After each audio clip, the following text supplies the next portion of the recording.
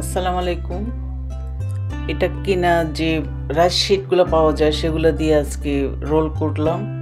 আমার ছেলেদের তো নতুন নতুন জিনিস খুবই পছন্দ, তো ওরা তো বিভিন্ন টাইপের জিনিস এনে ওরা ট্রাই করে।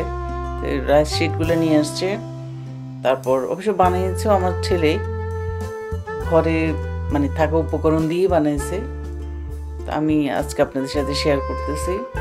এখানে আমার ফ্রিজে মানে চিকেন ছিল, ওগুলাকে ওগুলাকে এয়ার ফ্রাই করে নিয়েছে। এরপরে চিকন চিকন করে কেটে নিয়েছে।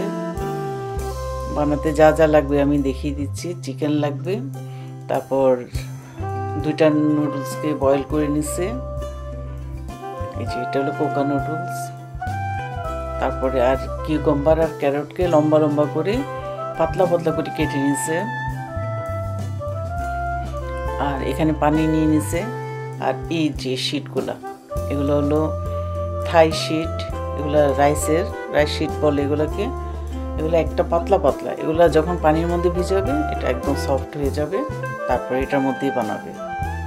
এই যে প্রথমে একটা শিট নিয়ে পানির মধ্যে ভিজাই নিচ্ছে। পুরোটা যখন ভিজানো হয়ে যাবে তারপর এটা নিয়ে এটার উপরে দিয়ে দিবে প্রথমেই নুডলস, তারপর এক এক করে সবগুলোই দিবে, দিয়ে এটা রোল করবে। নুডলস দিয়ে দিছে, এরপরে চিকেন, এরপরে 2-3 পিস ক্যারট, 2-3 পিস শসা সব দিয়ে ভাজি বা দুপাশে এরকম মোড়াই রোল, মানে এটাকে রোল করে ফেলবে।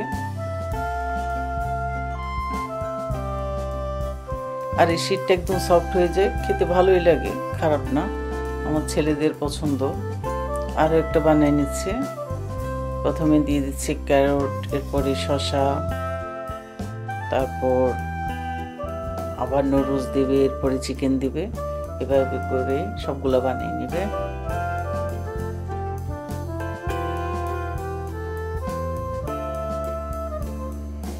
এটা চাইলে শুধু সালাদের আইটেম দিয়েও করা যায়।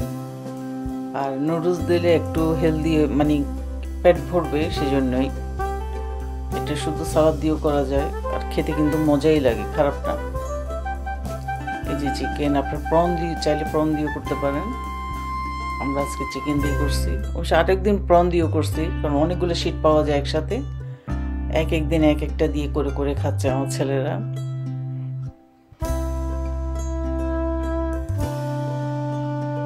আর এটা যখন মোড়ানো হবে সাথে সাথে এটা মানে আটকাই যায়, লক হয়ে যায়। এই যে একটা প্লেটে সবগুলো করে নিচ্ছি, আরও অনেক করব, সবাই রাত্রে ডিনার এটাই খাবো। আর এই যে দুভাগ করে কেটে আমি একটা প্লেটে সাজিয়ে নিলাম। দেখেন লুকিংটা কিন্তু নাইস হয়েছে, আর খেতেও কিন্তু খুবই চমৎকার। আশা করছি ভিডিওটা ভালো লাগবে। ভালো লাগলে অবশ্যই লাইক করবেন, শেয়ার করবেন, আমার চ্যানেলকে সাবস্ক্রাইব করবেন এবং আমার ফেসবুক পেজকে লাইক করবেন।